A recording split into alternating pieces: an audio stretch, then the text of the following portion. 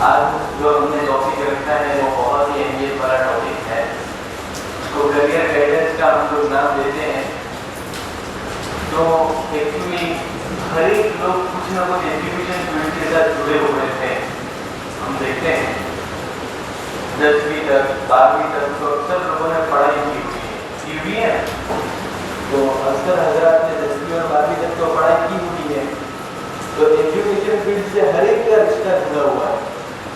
लेकिन हमारी गफलत ये है कि हम देखें कि इतने साल हमने एजुकेशन हासिल किया, लेकिन अब हमने इतना टाइम भी दिया है, हमने वहाँ पे इतने पैसे भी खर्च किए हैं, हमने अपनी सलाहियत और अपनी स्किल्स को भी लगाया है, लेकिन उसका नतीजा हमें क्या मिला? कुछ ना कुछ नतीजा मिलना चाहिए। आदमी इसीलिए एजुकेशन हासिल करता है तो उसको लाइफ की सिविलाइजेशन वाली हो जाए, मुहज्जब जिंदगी आदमी गुजारने लगे।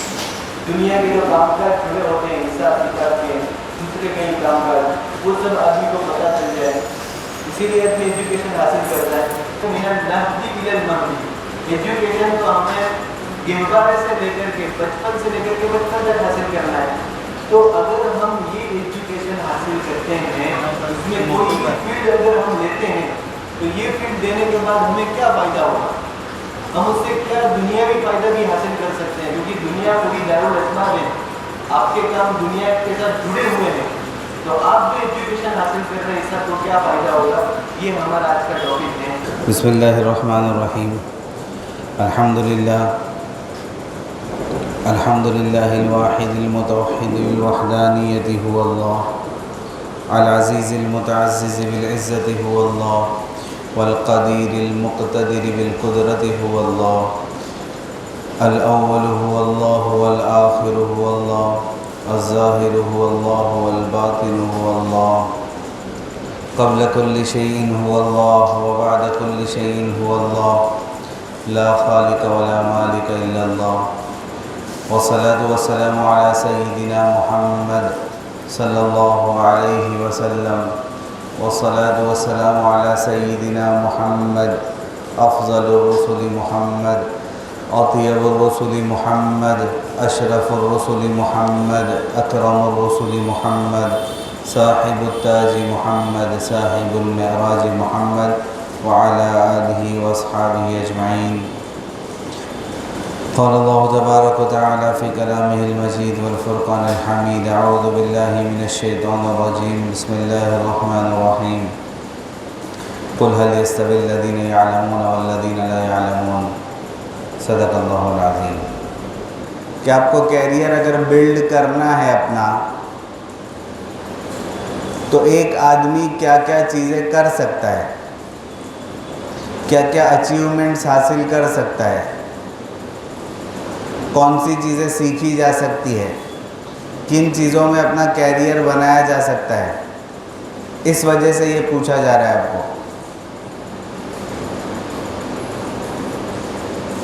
चलो फिर कभी फुर्सत से इसके ऊपर बात करेंगे। ये फिर से इंट्रो है।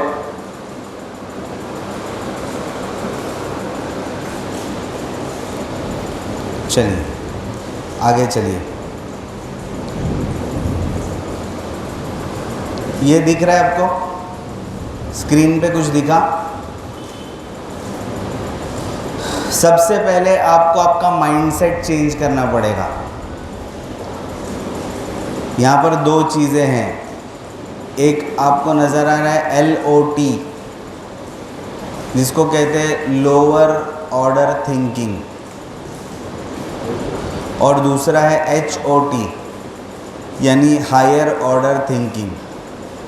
आपको आपका कैरियर बनाना है, आपको बिजनेस में ग्रोथ चाहिए, आपको आपके लाइफ में कुछ बड़ा अचीव करना है, तो आपको लोअर ऑर्डर थिंकिंग से हायर ऑर्डर थिंकिंग की तरफ जाना पड़ेगा। हमारी जो महदूद सोच है,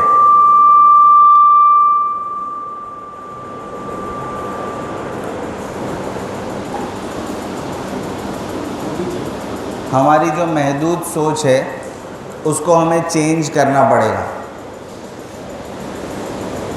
लोअर ऑर्डर थिंकिंग वाले जो लोग होते हैं वो क्या करते हैं? क्या देखा आपने? LOT ये 3 के साथ है और HOT ऊपर 3 के साथ है। क्या करते बोलो?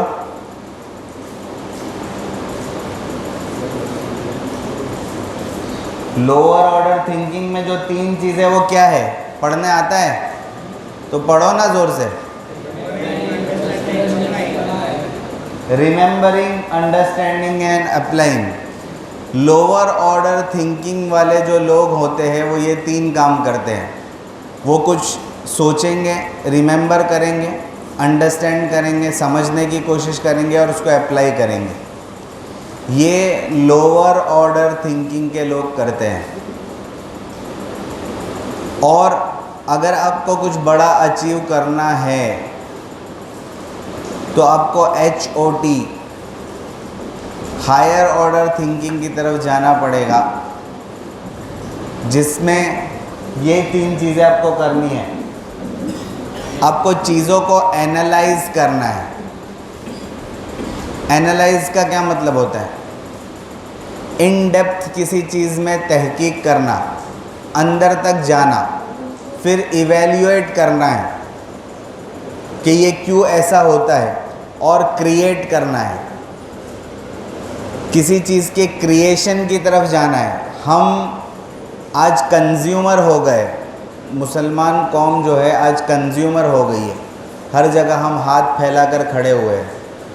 मुसलमान किसी ज़माने में कंट्रीब्यूटर्स थे, वो दुनिया को देने वाले थे, वो चीज़ों को खुद ईजाद करते थे, इन्वेंटर्स थे, एक्सपेरिमेंट करते थे खुद। आज वो सब चीज़ें ख़त्म हो गई। आज हम तैयार माल खाने के आदी हो गए। सही है कि नहीं? आज हम तैयार माल खाने के आदी हो गए।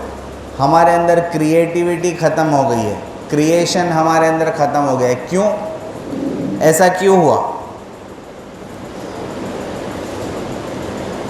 आज हम लॉट में से हमको हॉट में जाना है, लोअर ऑर्डर थिंकिंग में से अगर हायर ऑर्डर थिंकिंग की तरफ जाना है तो हमको रिमेंबरिंग, अंडरस्टैंडिंग, अप्लाइंग के साथ ये तो करना ही। ऐसा नहीं है कि इसको छोड़ देना है, क्योंकि स्टेप वाइज आप ऊपर जाओगे।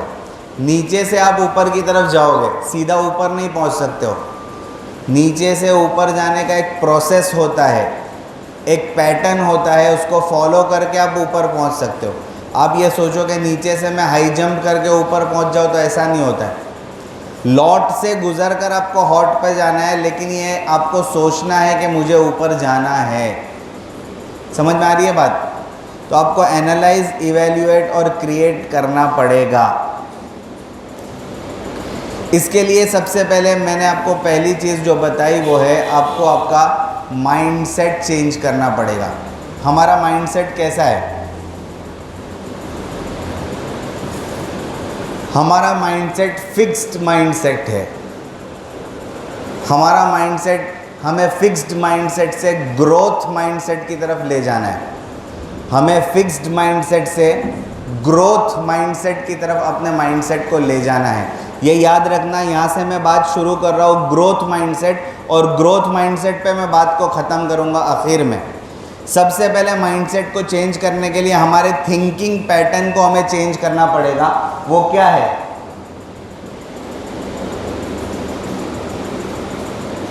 पिक्चर दिख रहा है आपको? पिक्चर दिख रहा है? क्या समझ में आया? जिसको समझ में आया वो हाथ उठावे, खड़ा हो और बतावे कि मेरे को ये पिक्चर से ये समझ में आया।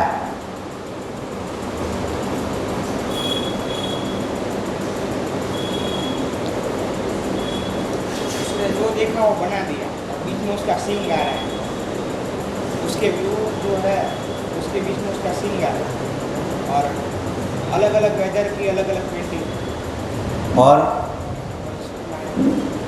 उसने और क्या बनाया है? पेंटिंग के साथ क्या बनाया उसने?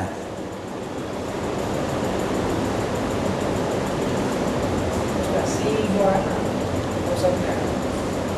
इनके लिए क्लैप करिए। और किसी को यही बात समझ में आई थी या नहीं आई थी? जिसको नहीं आई थी ऐसा बोलो कि हमको ये समझ में नहीं आया। क्या है, इसका क्या मतलब हुआ? ये जो चीज़ है, ये जो तस्वीर है, इससे एक बहुत ज़बरदस्त मैसेज मिलता है। उसका क्या मतलब है?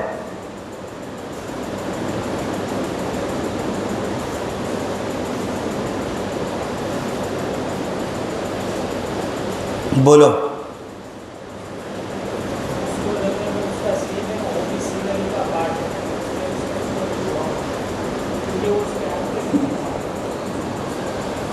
वो एक राइनो है, राइनो समझते हो ना?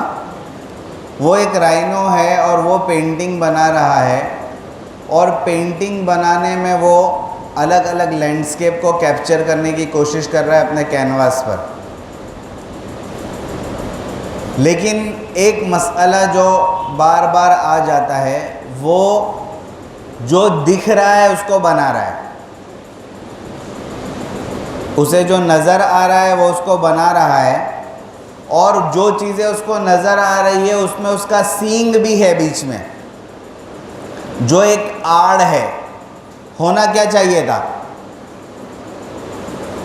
होना ये चाहिए था कि वो सीनरी को कैप्चर करते वक्त अपने सींग को नज़रअंदाज करता, उसको छोड़ के वो सीनरी बनाता। वो आड़ जो है उसको छोड़कर उसको सीनरी बनानी थी, लेकिन वो उस आड़ को छोड़ नहीं पा रहा है। वो जो आड़ है उसको छोड़ नहीं पा रहा है। आज यही हाल हमारा और आपका है। आज यही हाल हमारा और आपका है। क्या हम एक फिक्स्ड माइंडसेट के साथ अपना काम करते हैं? मेरा धंधा है, मेरे बाप का धंधा है, मेरे को वही करने का है। मेरे अब्बा अलंग से पलंग करते हैं, मुझे भी अलंग से पलंग ही करने का है। और करके क्या फ़ायदा? क्योंकि हम देखते हैं कि भाई मेरे अब्बा की लाइफ इतनी अच्छी है, फर्स्ट क्लास 3 टाइम 4 टाइम खाना खाते हैं, बेहतरीन खाना खाते हैं, बेहतरीन गाड़ियों में घूमते हैं, बेहतरीन हज और उम्रा के सफ़र करते हैं, जब वैकेशन आता है तो आउटडोर जाते हैं। ये सब चीज़ें तो यही चाहिए ना लाइफ में। लाइफ में आदमी को क्या चाहिए? इससे ज़्यादा कुछ चाहिए? यही चाहिए। तो हम ये सोचते हैं फिक्स्ड माइंडसेट के साथ कि हमारे वालिदैन जो ज़िंदगी गुजार रहे हैं वो बहुत अच्छी ज़िंदगी है, हमें उन्हीं को फॉलो करना है, और उनको फॉलो करने के लिए वो जो काम कर रहे हैं हमको वही काम करना है। राइट है कि रॉन्ग है? हमने कभी इससे हटकर सोचा नहीं है। हमारा फिक्स्ड माइंडसेट है। हमने कभी इससे हटकर सोचा नहीं है कि हम ऐसा कोई काम करें कि जिससे हमारे कम्युनिटी का नाम रोशन हो, जिससे हमारे शहर का नाम रोशन हो, जिससे हमारे स्टेट का नाम रोशन हो, जिससे हमारे मुल्क का नाम रोशन हो, जिसकी वजह से मुसलमानों का पूरी दुनिया में नाम रोशन हो। हमको ऐसा सब सोचने की क्या ज़रूरत है? सोचने वाले दूसरे बहुत सारे लोग। ये फिक्स्ड माइंडसेट है। हमें कुछ बड़ा करने के लिए इसके बाहर सोचना पड़ेगा, इससे बड़ा सोचना पड़ेगा, अपने रूटीन में चेंजेस लाने पड़ेंगे। हम इसी को अगर फॉलो करते रहेंगे तो यही काम करते करते, जैसे हमारे आगे वाले चले गए, हम भी इसी तरीके से यही काम करते करते चले जाएंगे। हम ये सोचते हैं कि हमें कोई नई चीज़ करने की ज़रूरत नहीं है। हमारी लाइफ, हमारे फैमिली बैकग्राउंड जो है वो बहुत अच्छा है, लेकिन सोचने और समझने की बात यह है कि आपने अपने हुनर से क्या बनाया, आपने अपने बलबूते पे क्या बनाया, आपके अंदर खुद के अंदर सलाहियत क्या है। अल्लाह ना करे अगर आपके फैमिली का सपोर्ट आपसे हट जाता है। आप अपनी लाइफ को कभी इस तरीके से भी सोच कर देखिए कि आपकी फैमिली का जो सपोर्ट है, जिसकी वजह से आपकी आइडेंटिटी है, जिसकी वजह से आपकी शनाख्त है, जिसकी वजह से आपकी पहचान है, वो अगर आपसे हट जाता है तो आपकी पहचान क्या है? What are you without your family? What are you without your father's name? अपने बाप के नाम को हटाकर आप अपनी शनाख्त बनाने की कोशिश करिए कि आप अपनी फैमिली बैकग्राउंड के अलावा अगर आपको खड़ा कर दिया जाए तो आपने अपनी पहचान क्या बनाई या नहीं बनाई। आप अपने उम्र के उस मरहले में है, क्या आपने कभी ये सोचा कि मुझे अपनी पहचान बनानी है, मुझे अपनी आइडेंटिटी बनानी है? कभी सोचा? बोलो, इतने जो बैठे हैं इसमें से किसी ने भी कभी सोचा कि मुझे अपनी शनाख्त बनानी है, मुझे अपनी पहचान बनानी है, लोग मुझे अपने बाप के नाम के से नहीं मेरे नाम से जाने?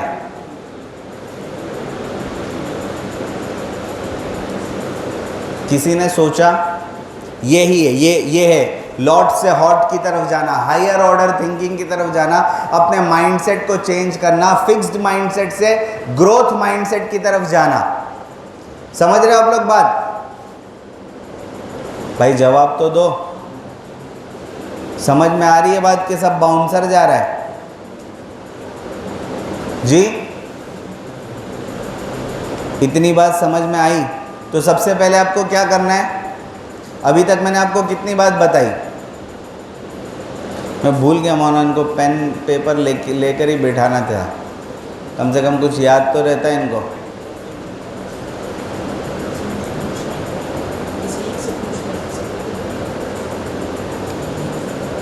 पहली बात क्या बताई मैंने आपको? लोअर ऑर्डर थिंकिंग से हायर ऑर्डर थिंकिंग की तरफ जाना। दूसरी बात, फिक्स्ड माइंडसेट से ग्रोथ माइंडसेट की तरफ जाना। तीसरी बात, जो भी आड़ है, हम ये समझते हैं कि भाई हम छोटे से शहर में रहने वाले बहुत मामूली से लोग हैं, हम क्या कर सकते हैं, हम क्या कर सकते हैं। लेकिन अगर आदमी सोचे कि हमें कुछ बड़ा करना है और उस पर अपने एफर्ट्स लगाए, मेहनत करे, तो आप बहुत कुछ कर सकते हो। लेकिन वो माइंडसेट पहले होना चाहिए कुछ करने वाला। अगर कुछ करने वाला माइंडसेट नहीं है तो आप कभी आगे नहीं बढ़ सकते। किसी काम को करने के लिए पहले उस काम के बारे में सोचना शुरू करना पड़ेगा। डिपेंड करता है कौन सी साइड से हम शेप को देख रहे हैं। शेप तो वही है, साइड बदल रही है, एंगल बदल रहा है। राइट क्या है इसमें? सही क्या है इसमें? इसको पर्सपेक्टिव बदलना कहते हैं, नज़रिए को बदलना। आप चीज़ को किस नज़रिए से देखते हैं? अगर मैं लाइट यहाँ से मारता हूँ तो ये जो चीज़ है ये ऐसी नज़र आएगी, स्क्वायर। और अगर मैं लाइट यहाँ से मारता हूँ तो ये जो चीज़ है आपको ऐसी गोल नज़र आएगी। लेकिन क्या इस चीज़ की हकीकत ये है या ये है? दोनों इसकी हकीकत नहीं है।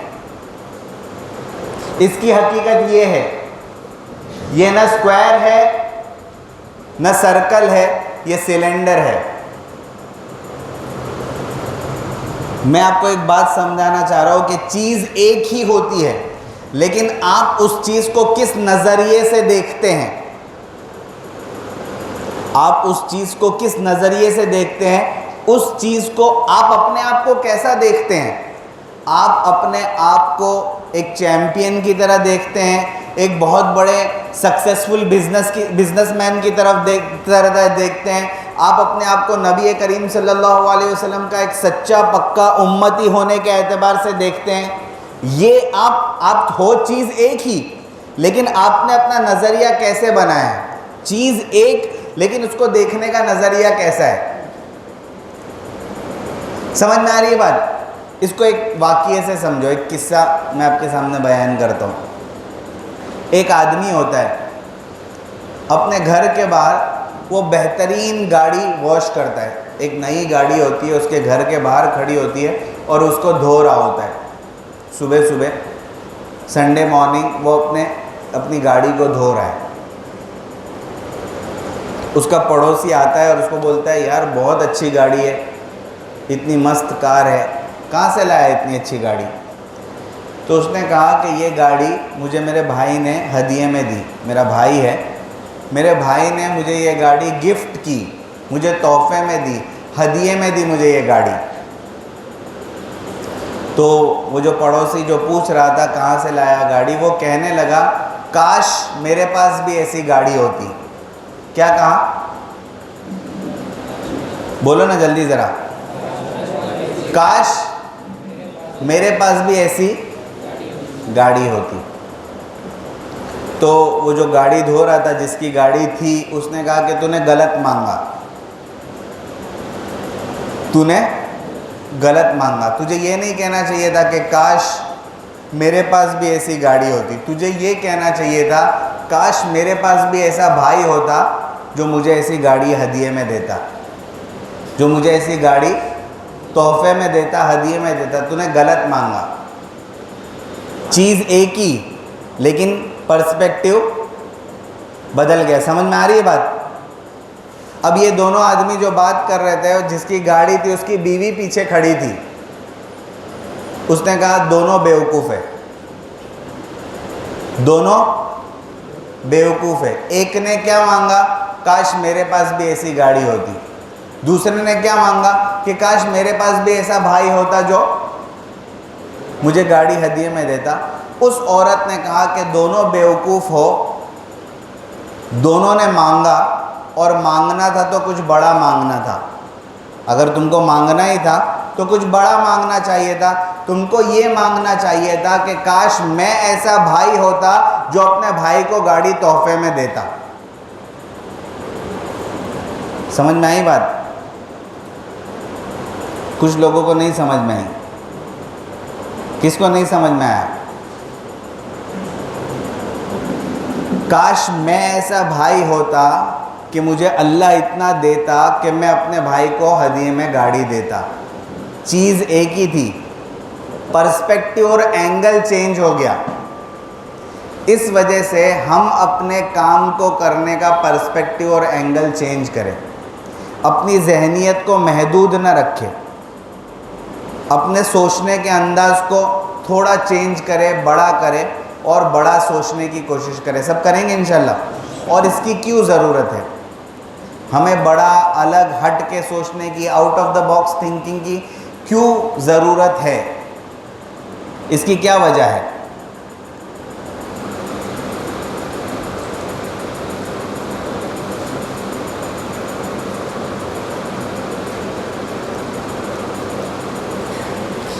ये वीडियो प्ले नहीं हो रहा है।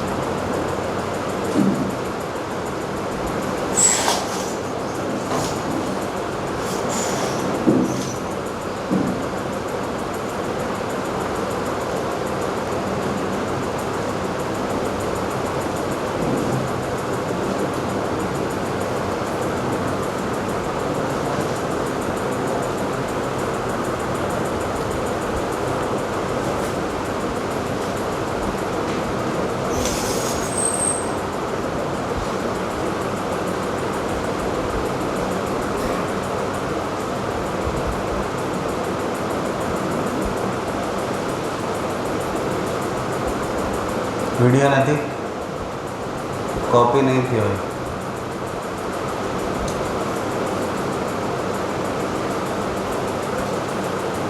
फुल स्क्रीन कर दीजिए।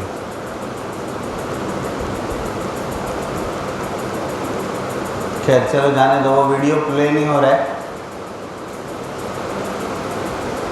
वो वीडियो में असल में एक चीज़ ये थी कि फ्यूचर बहुत ज़्यादा चेंज होने वाला है और बहुत तेज़ी से चेंज होने वाला है। फ्यूचर में बहुत सारी चीज़ों के ऊपर मेहनत करनी पड़ेगी, लेकिन सबसे ज़्यादा मेहनत आपको अपनी ज़ात के ऊपर करनी पड़ेगी। आपको अपने आप को ट्रेन करना पड़ेगा। ये जो अभी ट्रेनिंग्स वगैरह आप ले रहे, इसकी इस ज़माने में बहुत ज़्यादा ज़रूरत है, क्योंकि आदमी एक ही सतह के ऊपर रहते हुए कामयाबी की सीढ़ियाँ नहीं चढ़ सकता। उसको अपने आप को बहुत ज़्यादा ट्रेन करना पड़ेगा, बहुत ज़्यादा अपने आप को। इसलिए यहाँ पर लिखा हुआ है in a world where now everything is excellent and where performance is reaching perfection, there is only one space left to innovate and that is you. एक ही जगह है जहाँ पर आप ज़्यादा मेहनत कर सकते हो और वो आपकी ज़ात है। आपको अपनी ज़ात पर मेहनत करना है। The way humans work till now will never be same. अब तक आदमी जैसा काम कर रहे थे आगे यही पैटर्न के ऊपर काम जारी नहीं रहेगा। और आपने कोविड के ज़माने में देखा होगा 2 साल के अरसे में पूरी दुनिया के काम करने की तरतीब बदल गई और जैसे जैसे दुनिया आगे बढ़ती जाएगी, क़यामत के करीब आते जाएगी, चीज़ों की तरतीब बदलती जाएगी और अलग अलग काम करने के तरीके मार्केट में आते जाएंगे। तो ऐसे वक्त में आप क्या कर सकते हो? आप हेल्पलेस हो।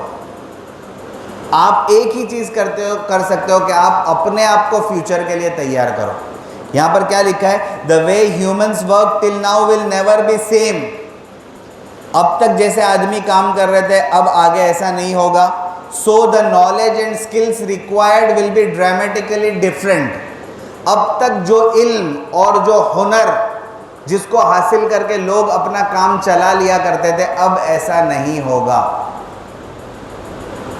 अब आगे दुनिया जैसे बढ़ते जाएगी, चीज़ों में तब्दीलियाँ आती जाएगी, आपको अपने आप को तैयार करना पड़ेगा उस माहौल में सरवाइव करने के लिए, जीने के लिए। आपने देखा होगा कितने ऐसे बिजनेसेस थे जो कोविड के ज़माने में बंद हो गए। अगर आदमी एक ही बिजनेस के ऊपर टिका हुआ है तो वो आगे सरवाइव नहीं कर सकेगा।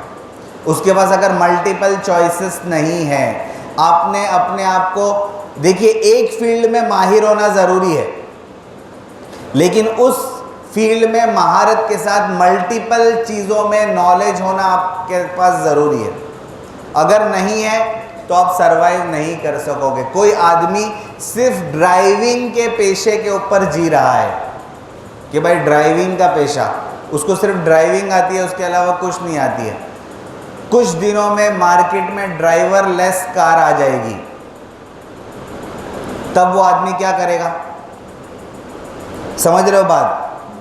उस वक्त वो आदमी क्या करेगा? अगर उसके पास कोई दूसरा पेशा या कोई दूसरा हुनर, कोई दूसरी स्किल्स उसके पास नहीं है तो वो ख़त्म हो जाएगा।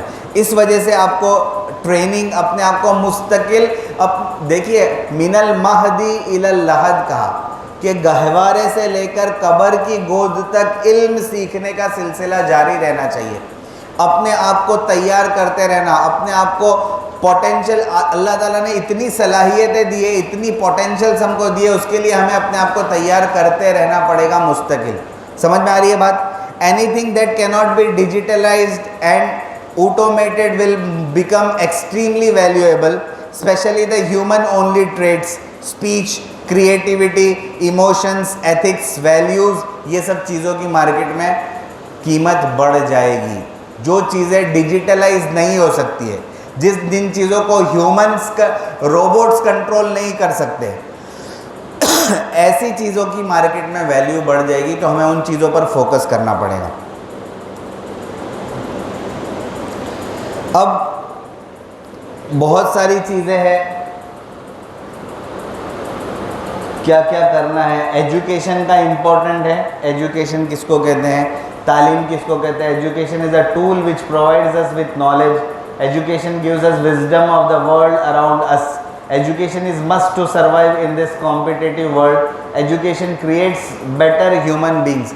हम में से बहुत सारे लोगों के दिमाग में ये बात चलती है कि मैं दुकान पे बैठना है, हमें थोड़ा बहुत हिसाब किताब आता है, हमें और ज़्यादा तालीम हासिल करके क्या। देखिए आज शाम में मैं बैठा हुआ था ऑफिस में, तो एक फ़ोन आया अहमदाबाद से और उन्होंने मुझे कहा, हमारे एक दोस्त है अहमदाबाद में, उन्होंने मुझे कहा कि भाई हमारे जीईबी के जीएमबी है, गुजरात मरीन की जो ऑफिस होती है, वहाँ पर एक साहब है जो रिटायर्ड हो गए और वो क्रिश्चियन हैं, उनको अरबी सीखनी है। तो कौन सी किताब अच्छी है अरबी सीखने के लिए? क्यों? और रिटायर्ड है, उसको पेंशन लाखों में आ रही होगी, लेकिन उसको अभी भी इस उम्र में, रिटायर्ड की उम्र में 60 साल के ऊपर का होगा वो आदमी, लेकिन उसको सीखना है। बोले अभी इस उम्र में जाकर वो ये कहते हैं कि भाई मेरा पैशन था कि मैं लैंग्वेजेस सीखूं, अलग अलग लैंग्वेजेस, तो मैं अब वो मसरूफियत थी, मैं उस वक्त नहीं कर सका, अब मैं करना चाह रहा हूँ। हम में से कितने ऐसे हैं कि हमारे पास टाइम है, हम बहुत सारी चीज़ें कर सकते हैं, क्योंकि अक्सर लोग ऐसे हैं कि जिनके लोग आदमी काम करते हैं, बहुत कम ऐसे हैं जिनको मुस्तकिल 24 घंटे अपने काम में लगा रहना पड़ता है। तो वो अपने फारिग वक्त को कैसे इस्तेमाल कर सकते हैं? एजुकेशन ऐसी चीज़ है कि आप ज़िंदगी भर सीखते रहिए, ज़िंदगी भर अपने आप को ट्रेन करते रहिए। मैंने जो अपना बताया शुरू में, अभी भी मेरा चालू है सीखना कुछ ना कुछ नई चीज़ें जो मार्केट में, ट्रेनिंग फील्ड में, क्योंकि हम लोग ट्रेनिंग फील्ड में रोज़ाना मार्केट में कोई नई चीज़ आ रही है। तो मेरी फील्ड में क्या नई चीज़ आ रही है, पहले मुझे मालूम होना चाहिए कि भाई मार्केट में मेरी फील्ड में कोई नई चीज़ आई, फिर उसको मैं एडेप्ट करना मुझे आना चाहिए कि भाई ये मैं कैसे सीखूं। सीखने के बाद अपनी फील्ड में मैं उसको इम्प्लीमेंट कैसे करूं। ये 3 चीज़ें पहले आपको आइडेंटिफाई करना है कि भाई मार्केट में आपकी फील्ड से रिलेटेड, जिस फील्ड में आपको जाना है उस फील्ड से रिलेटेड मार्केट में कौन सी नई चीज़ आई, फिर उसको एडेप्ट करना है कि भाई ये नई चीज़ जो मार्केट में आई है उसको मैं कैसे सीखूं, और उसको इम्प्लीमेंट करना है कि अब मैं इसको अपने काम में कैसे लाऊं। समझ में आ रही है बात? तो ये इल्म सीखने की बात है जो करते रहना चाहिए, ज़रूरी है। तालीम की अहमियत कुरान और हदीस के एतबार से, ओबेइंग द कमांड ऑफ अल्लाह और रसूल, अल्लाह और उसके रसूल की इताअत, ये तालीम के ज़रिए से और ज़्यादा अच्छे तरीके से होती है। टू इनकलकेट एक्सीलेंस, आप एक्सीलेंस की तरफ बढ़ सकते हो, गुड क्वालिटीज़ आपके अंदर आएगी, डिग्निटी, ट्रूथ, जस्टिस जैसी क्वालिटीज़ आपके अंदर आएगी, आप दुनिया को अपना बेस्ट दे सकोगे। और सबसे बड़ी बात, इल्म ही ऐसी चीज़ है जो अल्लाह की मारिफत तक आपको जल्द अज जल्द पहुंचा सकता है। अगर इल्म नहीं है तो अल्लाह की मारिफत हासिल होगी, लेकिन बहुत मुजाहदे के बाद, बहुत मशक्क़त के बाद, बहुत ताख़ीर के बाद, और अगर आपके पास इल्म है तो आपको अल्लाह की मारिफत जल्द अज जल्द हासिल हो सकती है।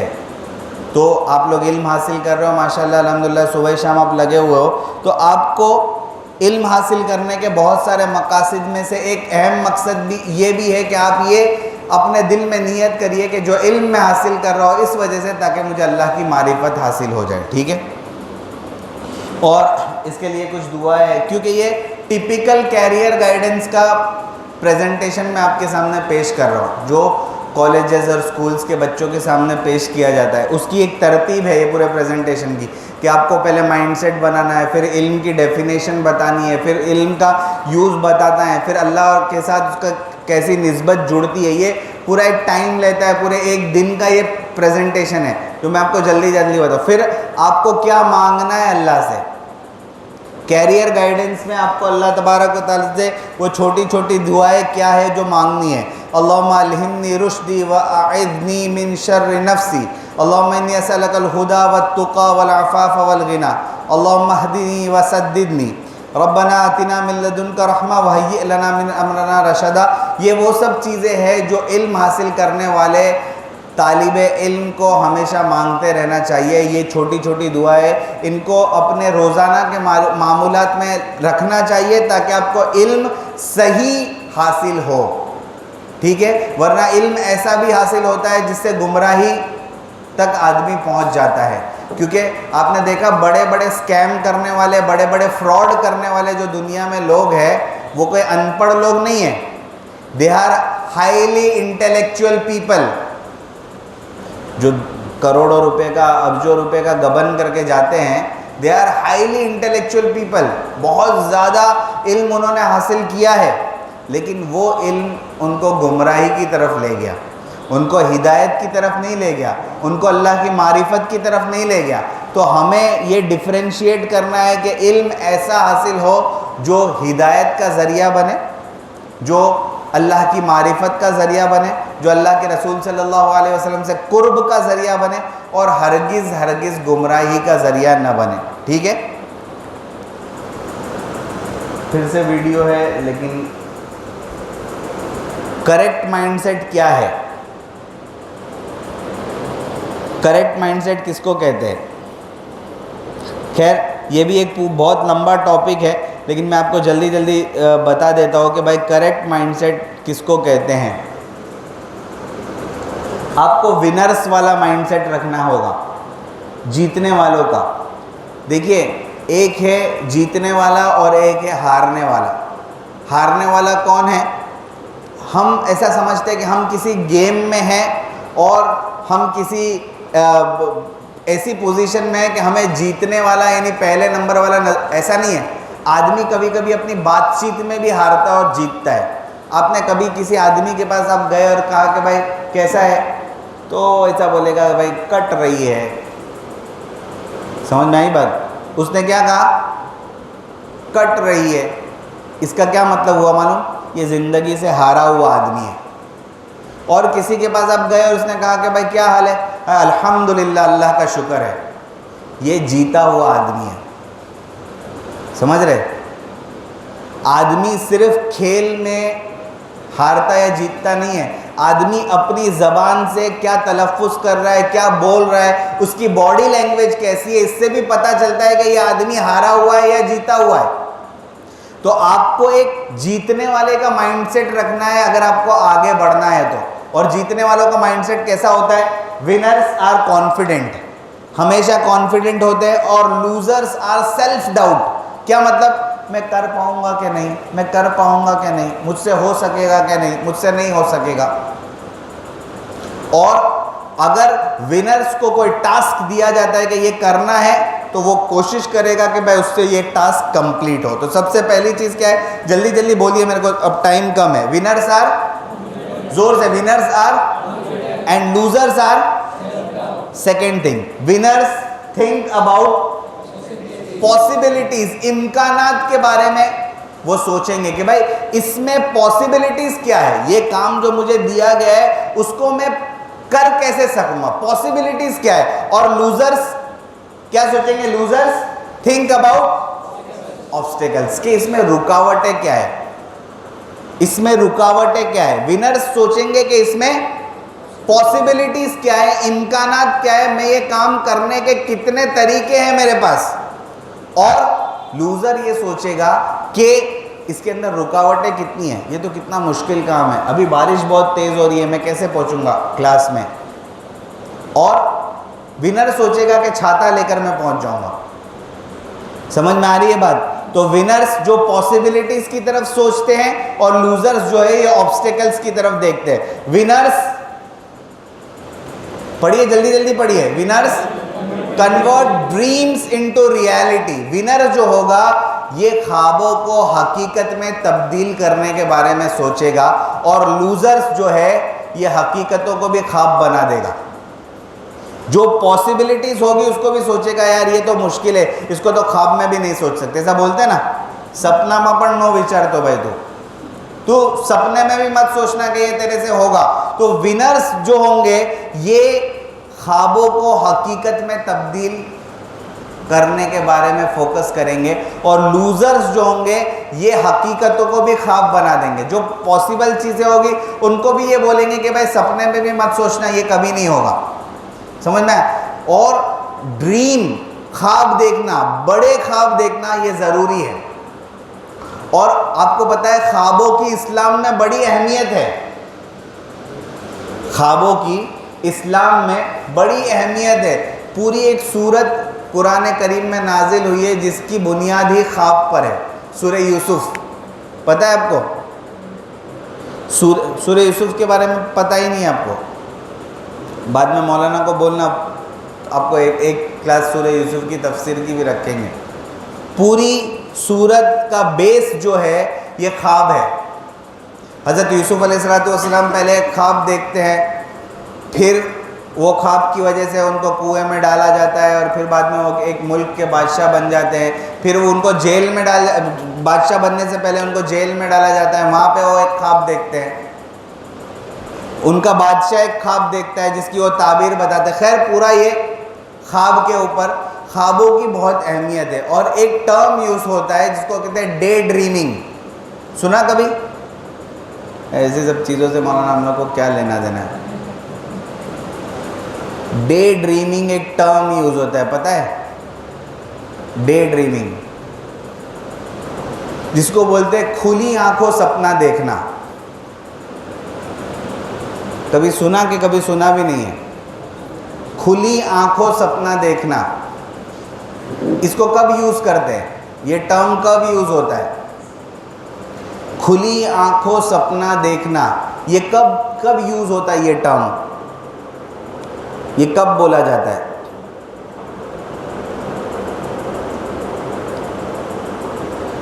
वो साहिल और अब्दुर्रहमान दोनों को अलग अलग बिठा दो, या तो फिर तुम लोग दोनों घर पे चले जाओ।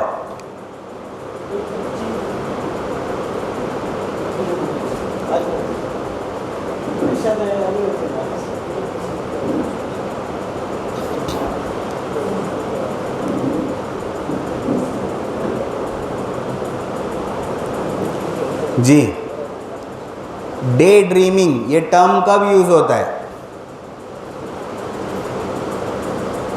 सुना है कभी? जब हम कुछ इमेजिन कर रहे हैं, जो जिसके हम चाहत होती है उसको सोच रहे हैं, उसको ड्रीमिंग। डे ड्रीमिंग ये टर्म यूज होता है आमतन मजाक के वक्त में, आँख खुली रख के सपना देख रहे हैं। ये मजाक के वक्त ये टर्म आमतन यूज होता है, लेकिन डे ड्रीमिंग इम्पॉर्टेंट है। एक विजन चार्ट होता है, हम लोगों को बहुत सारे ट्रेनिंग के सेशंस में विजन चार्ट बनाने के लिए कहा जाता है। विजन चार्ट का मतलब ये होता है कि आप अगर अभी स्टूडेंट हो तो आप अपने आप को कहाँ देख रहे हो। आपको आईपीएस ऑफिसर बनना है, आपको, हमारे शिशु यार में तो ये सब मुश्किल है ना, आईपीएस आईएएस ये सब बोलना भी मुश्किल है। ऐसा लगता है कि क्या मौलाना मजाक कर रहे हो, ऐसे सब अपने को बनने की क्या ज़रूरत है। डॉक्टर इंजीनियर ये सब ख्वाब है सब हमारे लिए। पैसे है तो भी पढ़ना नहीं है। देखिए बिजनेस बहुत ज़रूरी चीज़ है, लेकिन बिजनेस के साथ साथ जिन लोगों को, बहुत सारे ऐसे लोग हैं कि जिनके माँ बाप जो है दिन रात पसीना बहाकर अपने बच्चों को पढ़ाते हैं कि वो किसी मकाम पर पहुंच जाए, वो किसी ऑफिसर्स बन जाए, वो डॉक्टर्स बन जाए, इंजीनियर्स बन जाए। और यहाँ हमारे इलाके में हाल ये है कि पैसे है, अपने बच्चों को बना सकते हैं, लेकिन नहीं। क्यों? क्योंकि वो भी सोचते, मैं क्योंकि स्कूल चलाता हूँ इसके लिए मैं बता रहा हूँ आपको, स्कूल चला रहा हूँ, माँ बाप आके ये बोलते हैं हम लोगों को बाकायदा कि मौलाना हम लोग को कुछ ज़्यादा पढ़ाने का नहीं है, थोड़ा हिसाब किताब आ जावे तो काफ़ी है, हमारे खानदान में कोई पढ़ा नहीं है। ये कसम खुदा की खाकर माँ बाप के डायरेक्ट जुमले में आपको बता रहा हूँ। समझ में आई बात? कि ज़्यादा पढ़ाना लिखाना नहीं, हम लोग को तो धंधा है, दुकान है, उसी पे बैठने का। इसको यही माइंडसेट है, यही मेंटालिटी है। ये माइंडसेट से जब तक नहीं निकलेंगे तब तक कुछ आगे बड़ा हासिल नहीं कर सकते। हुनर और स्किल्स आपके पास नहीं है तो चलिए अभी बात इधर उधर हो जाएगी फिर से। यहाँ पर हम लोग बात कर रहे हैं डे ड्रीमिंग। आपको एक विजन चार्ट बनाना है कि आपको अपने आप को कहाँ देखना है, ठीक है। और एपीजे कलाम साहब का नाम सुना है? कौन थे?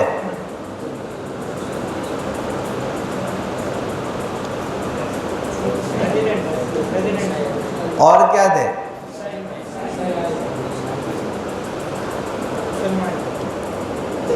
एपीजे कलाम साहब जो थे, जब उनका इंतकाल हुआ तो टाइम्स ऑफ इंडिया की हेडिंग थी, टाइम्स ऑफ इंडिया की हेडिंग थी कि the man who taught India to dream.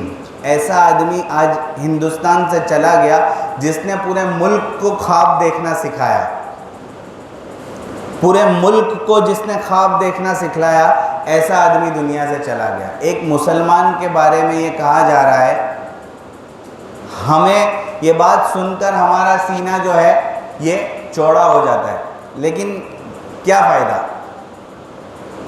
हमें उनके फुटस्टेप्स को फॉलो नहीं करना है, बस खुश हो जाना है। समझ में आ रही है बात? चलिए, क्या है? Winners convert dream into reality and losers convert reality into dream. Winners always look for commitment. मैंने किसी चीज़ का कमिटमेंट किया तो मैं उसको पूरा करूंगा, किसी चीज़ का वादा किया तो मैं उसको पूरा करूंगा। And losers look for comfort, कि भाई कमिटमेंट किया या नहीं किया उससे कुछ लेना देना नहीं है, अपने को आराम की ज़िंदगी गुजारनी है। ये लूजर्स माइंडसेट बता रहा हूँ मैं, कि लूज़र का माइंडसेट हमेशा ये होगा कि मैंने किसी को कहीं पर जाने का वादा किया है, मैंने किसी को वक्त के ऊपर कोई चीज़ पहुंचाने का वादा किया है, मैं उसको पूरा करूंगा। ये विनर का माइंडसेट है। और लूज़र का माइंडसेट क्या है? अभी बारिश बहुत हो रही है, वो चला जाएगा, कल दे दूंगा। वो कंफर्ट, अपना कंफर्ट देखेगा, कमिटमेंट नहीं देखेगा। नो, पढ़ो जल्दी। No for winner is new opportunity, NO, new opportunity. No, अगर किसी ने ये कहा कि भाई नहीं तू ये नहीं कर सकता है, तो वो ये सोचेगा कि अगर इसने मुझे ना कहा है तो मैं इस काम को कैसे करूं। मुझे किसी चीज़ को करने का कहा है कि ये तेरे से नहीं हो सकेगा, तेरे बस की बात नहीं है, तो वो न्यू अपॉर्चुनिटी तलाश करेगा। And no for loser is now over, NO, now over, खत्म। इसने ना बोला, मेरे से नहीं होएगा। समझ में आई बात? ये लूजर का माइंडसेट है। Winner is crazy to do his work, वो पागलपन की हद तक। देखिए, किसी काम में अगर आपको कामयाबी चाहिए तो जब तक उस काम में आपको पागलपन की हद तक, जुनून आपके ऊपर जब तक सवार नहीं होगा, तब तक आपको कामयाबी नहीं मिलेगी। अभी ये नीरज चोपड़ा के बारे में सुना ना आपने? क्या हुआ? गोल्ड मेडल लाया। उसका एक वीडियो अभी वायरल हुआ था कि जब वो प्रैक्टिस करता था तो लोग उसको कहते थे कि पागल है, ये पागल है। जब तक दुनिया वाले आपको किसी काम के बारे में ये नहीं कहे कि ये इस काम के बारे में पागल है, इसके ऊपर जुनून सवार है, तब तक आप ये मत समझो कि आप उस फील्ड में कामयाब हैं। जब आपको लोग ये कहने लगे कि इस काम में तो ये पागल है, तब ये समझने लगो कि हाँ मैंने इस काम में कुछ हासिल किया। तो winner is crazy to do his work and loser is lazy to do his work. वो हमेशा सुस्त होगा अपने काम के करने में कि भाई करेंगे, देखेंगे। विनर्स, जोर से पढ़िए, विनर्स लर्न फ्रॉम मिस्टेक्स। कोई गलती हो जाएगी तो वो उससे सीखेगा कि भाई गलती हो गई, मैं दूसरी बार गलती नहीं करूंगा। गलती और भूल होगी किसी भी काम में, लेकिन विनर का माइंडसेट क्या है कि गलती हो गई, अब दूसरी बार मैं अपनी भूल को कैसे सुधारूं, ये उसका माइंडसेट होगा। और losers keep on repeating mistakes. Loser क्या करेंगे? गलती हुई, सुधारने की कोई कोशिश नहीं की, वो उसी को रिपीट करता रहेगा, रिपीट करता रहेगा, रिपीट करता रहेगा, रिपीट। एक सरदार जी का जोक सुना है ना? एक दिन वो घर के बाहर निकला और उसके केले का छिलका घर के बाहर पड़ा हुआ था, उसके ऊपर पैर रखा, वो फिसल गया और वो गिर गया। दूसरे दिन सुबह जब फिर से वो उठ के बाहर निकला तो उसको केले का छिलका दिखा उसको रास्ते में। पहले दिन तो दिखा नहीं था, दूसरे दिन दिखा तो केले के छिलके को देखकर कहता है आज फिर फिसलना पड़ेगा। समझ में आई बात? मतलब रिपीट करता रहेगा। एक पठान साहब जा रहे थे बस में और घर पर पहुंचे तो उनको यहाँ से खून निकल रहा था, बहुत खून निकल रहा था। तो बीवी ने बोला कि भाई क्यों खून निकल रहा है? तो बोले वो बस में जहाँ पर मैं बैठा था उसकी एक कील निकली हुई थी, तो वो कील मुझे बार बार चुभ रही थी, इसकी वजह से मुझे खून निकल रहा है। तो बीवी ने कहा कि किसी दूसरे से सीट बदल लेनी चाहिए थी। तो वो बोलता है कि हाँ मैं सोच रहा था कि किसी से सीट बदलूं, लेकिन पूरी बस खाली थी। नहीं, जिसको नहीं समझ में आया बाद में जाके हंसना, घर पे जाके। तो क्या है? Winners learn from mistakes and losers keep on repeating mistakes. Winners do important work and losers do urgent work. क्या काम अहम है विनर वो करेगा, और लूजर क्या करेगा कि भाई कौन सा काम अभी करना पड़ेगा मुझे। हम अपने इंपॉर्टेंट काम को उस वक्त तक टाल मटोल करते रहते हैं जब तक वो अर्जेंट ना बन जाए। इंपॉर्टेंट काम है उसी वक्त करो, वरना उस वक्त करना पड़ेगा जब वो अर्जेंट बन जाएगा, और बहुत सारी मर्तबा ऐसा होगा कि वो अर्जेंट काम का टाइम हाथ से निकल जाएगा। तो लूजर्स का माइंडसेट क्या होता है कि वो इंपॉर्टेंट काम को अर्जेंट होने तक डिले करता रहेगा, और विनर का माइंडसेट ये होता है कि वो फौरन इंपॉर्टेंट काम जो उसके सामने आएगा वो फौरन करेगा। विनर्स टेक रिस्पॉन्सिबिलिटी, अपने काम की जिम्मेदारी लेगा। सही काम किया है तो भी जिम्मेदारी लेगा, गलत काम हो गया है तो भी वो बोलेगा आगे बढ़ के कि भाई मुझसे गलती हो गई। एंड लूजर्स हमेशा क्या करेंगे, ब्लेम अदर्स, दूसरों के ऊपर अपनी गलती थोपेंगे कि भाई मेरी वजह से नहीं, इसकी वजह से हुआ, मैं बात नहीं करवा रहा था, ये बात करवा रहा था। अभी वो साहिल और अब्दुर्रहमान बात कर रहे थे, मैं उसको बोलूंगा कौन, तो वो बोलेगा कि इसने बात करवाई थी, वो बोलेगा कि इसने बात करवाई थी। Are you getting the point? तो विनर्स टेक रिस्पॉन्सिबिलिटी, अपनी गलती को मानने का जज्बा। गलती सबसे होती है, गलती को मानने का जज्बा आपको विनर्स वाला माइंडसेट देगा। और लूजर्स ब्लेम अदर्स, लूजर्स दूसरों के ऊपर इल्जाम लगाते। Winners always focus on solutions and losers always focus on problems. Winner जो होगा ये मसले का हल तलाश करने के पीछे अपना वक्त लगाएगा, और लूजर जो होगा ये मसला क्यों मसला बन गया है, क्यों मुश्किल है, क्यों ये हल नहीं होगा, वो मुश्किलों की तरफ ही ध्यान फोकस करेगा। समझ में आ गई बात? ये चीज़ें अगर आपके अंदर है तो आप विनर्स के माइंडसेट वाले हो, और ये चीज़ें अगर आपके अंदर है तो आप लूजर्स वाले माइंडसेट वाले। तो आपको अब डिसाइड करना है कि आप दोनों में से कौन सी तरफ हो। आपका माइंडसेट आपको विनर्स वाला रखना है या आपका माइंडसेट आपको लूजर्स वाला रखना है। ये बहुत अहम बात मैंने आपके सामने पेश की है। खैर है टाइम कि ख़त्म करना है? खाना बाकी है किसी का? मैं 5-10 मिनट में अपनी बात को ख़त्म करता हूँ। खैर, कैरियर के बारे में हम लोगों को बात करनी थी। दुनिया में आज कैसे कैसे किस्म के काम हैं, कैरियर्स किन किस्म में लोग अपने कैरियर्स कहाँ कहाँ बनाते हैं, देखना है आपको। कुछ जॉब्स में आपको बताओ कि क्या क्या जॉब्स दुनिया वाले करते हैं। Some interesting careers, deodorant tester, ये काम है। समझ में आ रहा है बात? जो डिओड्रेंट हम लोग लगाते हैं ना, खुशबू, वो डिओड्रेंट कंपनी वाले पहले उसका एक्सपेरिमेंट करते हैं, वो किसी की बॉडी पर लगाते हैं। बॉडी पर लगाने के बाद 1 घंटे के बाद फिर सूंघेंगे कि भाई है कि नहीं खुशबू, फिर दूसरे घंटे के बाद सूंघेंगे, फिर तीसरे घंटे के बाद सूंघेंगे। आपने देखा डिओड्रेंट की बोतल के ऊपर लिखा होता है 12 आवर्स, 12 घंटे तक इसकी खुशबू रहेगी। किसी के ऊपर लिखा होगा 24 घंटे। तो ये कैसे लिखते हो लोग? कभी सोचा इसके बारे में? हम लोग को लगाने से मतलब हमारा अब्बा ने ला के रखा था, लगा लिया। ये सब करके क्या फायदा हम लोग को? ये दुनिया का काम है, ये दुनिया वाले ये काम करते हैं, इसके पैसे मिलते हैं इन लोगों को लाखों करोड़ों डॉलर्स में। क्यों? क्योंकि मुश्किल काम है। ये ऐसा काम है कि आदमी अच्छा आदमी है। अब किसी को बोलोगे कि भाई मैं डिओड्रेंट टेस्टर हूँ, नहीं, लेकिन कुछ लोग फख्र से ये काम करते हैं क्योंकि उनको लाखों रुपए मिलते हैं। समझ में आ रही है बात? ये एक किस्म का जॉब है। प्रोफेशनल मैनिक्विन, पुतला बनकर आपको खड़ा रहना है। कभी आपके ऊपर कुछ पेंटिंग्स वगैरह भी लगाई जाती है, कुछ नहीं लगाई जाती है, लेकिन आपको पुतला बनकर खड़ा रहना है। आप कितने घंटे तक खड़े रह सकते हो? ये प्रोफेशनल लोग हैं। बड़े बड़े मालदारों की शादियों में इनको खड़ा किया जाता है।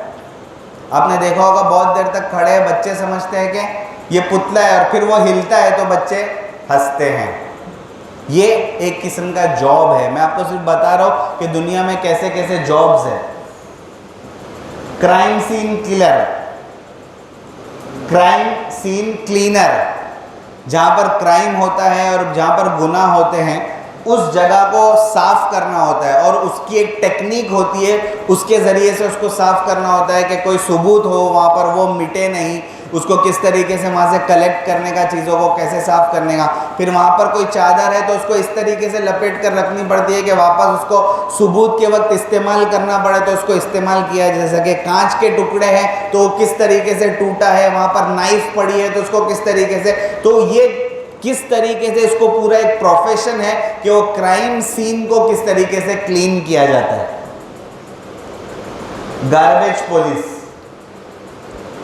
कुछ मुल्कों में गार्बेज पुलिस होती है। आप कचरा अगर कहीं पर फेंकेंगे तो आपको गार्बेज पुलिस आकर पकड़ेगी। पेट फूड टेस्टर, कुत्तों का और जानवरों का, जो आपने पेट शॉप्स देखे होंगे वहां पर कुत्तों का और जानवरों का जो खाना होता है वो अब कुत्ता तो बताएगा नहीं आपको कि भाई खाना कैसा है, तो आदमियों को पहले उसको टेस्ट करना पड़ता है। तो पेट फूड टेस्टर ये मुस्तकिल एक जॉब है जो लोग करते हैं। Paper towel sniffer, paper towel जो हम लोग टिश्यूज यूज करते हैं उसकी क्वालिटी कि नाक में से अगर वो हम नाक साफ कर रहे हैं तो नाक साफ करने के बाद वो पेपर का क्या हाल हो रहा है, पानी गिरने के बाद वो पेपर का क्या हाल हो रहा है।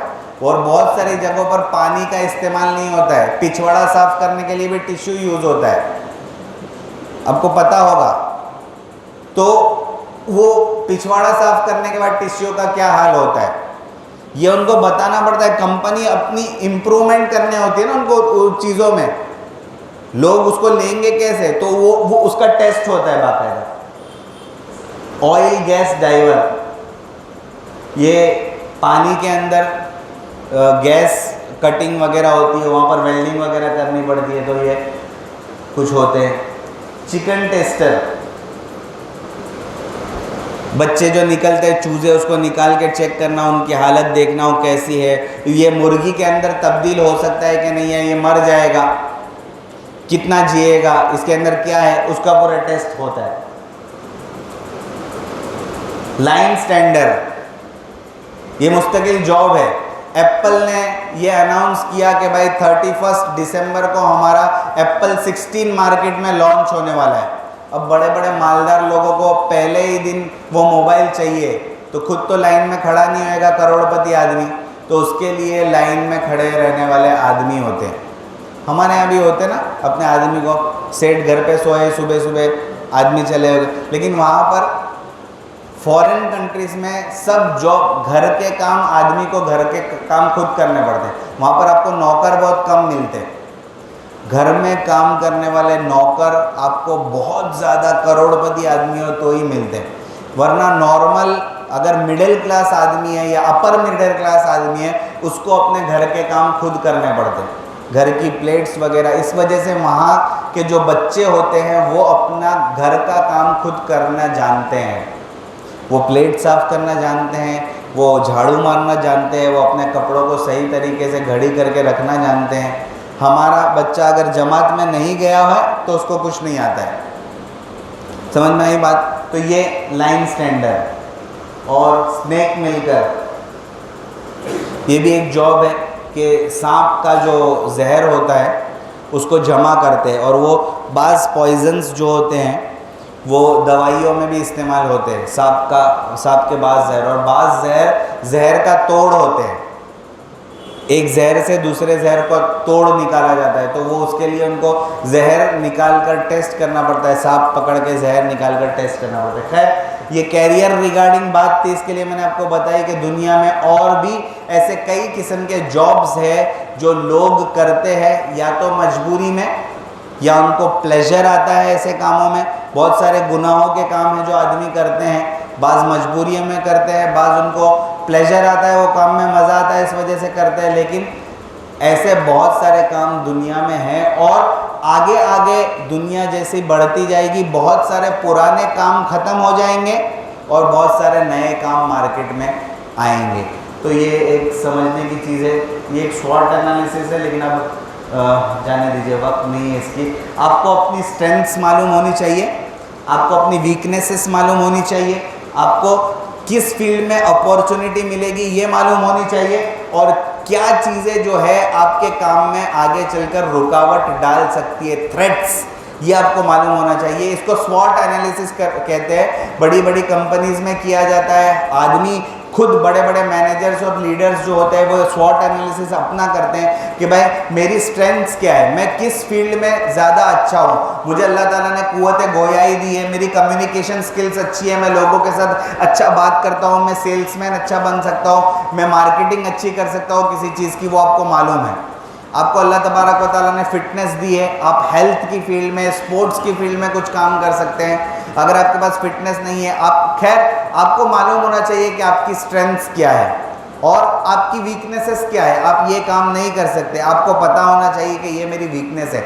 बसा औकात ऐसा होता है कि किसी काम के, जैसे कि हम कहीं घूमने चले गए और आपने देखा कि भाई पहाड़ है और सब लोग चढ़ रहे हैं, मैं भी चढ़ूंगा, लेकिन आप पहाड़ कभी चढ़े ही नहीं है, और पहाड़ चढ़ते वक्त आपकी सांसें फूल जाती है, और कभी जितनी ज़मीन से जितनी ऊंचाई के ऊपर आप जाओगे ऑक्सीजन लेवल वहाँ पर कम होता जाता है। अगर आप ऊपर गए और आपका ऑक्सीजन लेवल बॉडी में मेंटेन नहीं रहता है और आपको पहले से पता नहीं है कि मेरा ऑक्सीजन लेवल मेंटेन नहीं रहता है और आप ऊपर चले गए, आपको वहाँ जाकर पता चला कि भाई लोगों का जो ऑक्सीजन लेवल ऊपर जाकर कम हो रहा है उससे ज़्यादा मेरा ऑक्सीजन लेवल कम हो रहा है। आपको ये पता नहीं है, आपको अपनी वीकनेसेस पता नहीं है, तो ये आपको तकलीफ पहुंचा सकती है। आपको अपनी स्ट्रेंथ्स पता होनी चाहिए, आपको वीकनेसेस पता होनी चाहिए, आपको अपनी अपॉर्चुनिटीज पता होनी चाहिए और थ्रेट्स पता होना चाहिए। आप देख लीजिए, people who change after change will survive.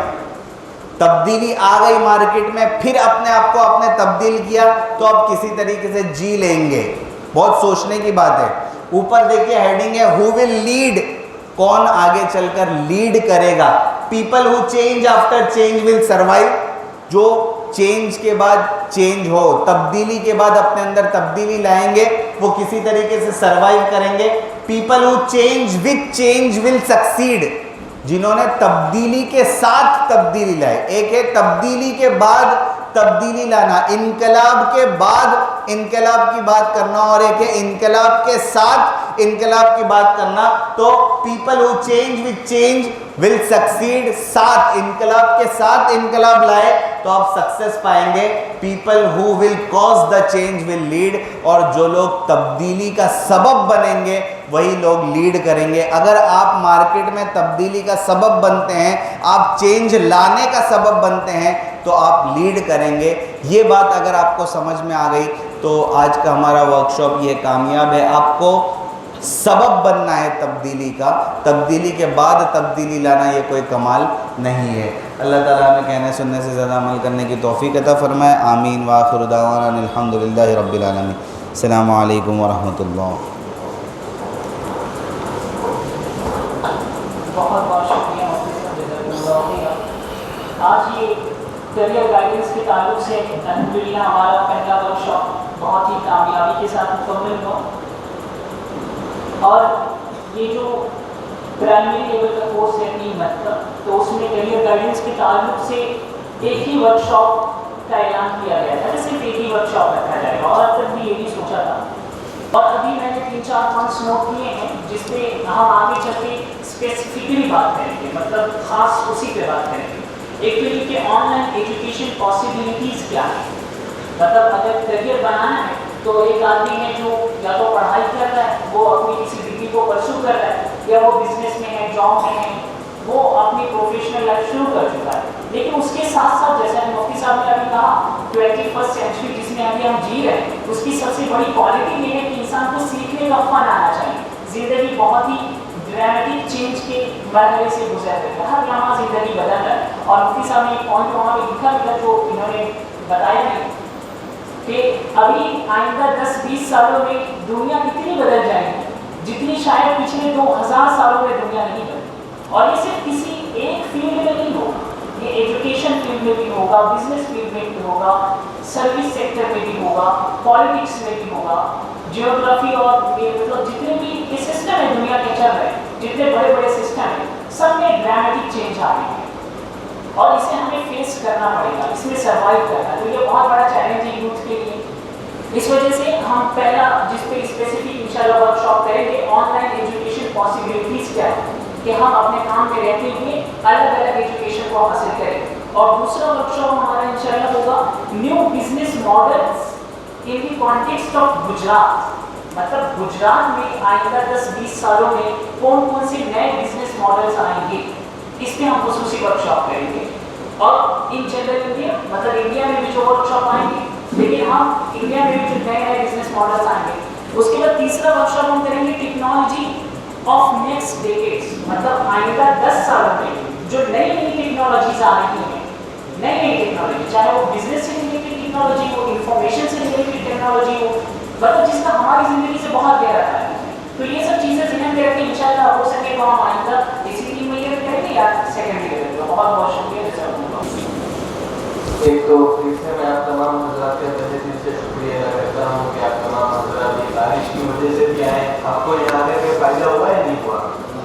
बहुत सारे काम की बातें आपको मिली, तो जो बातें आपको बाद में करनी थी वो मौलाना ने आपको पॉइंट्स नोट करके बताए।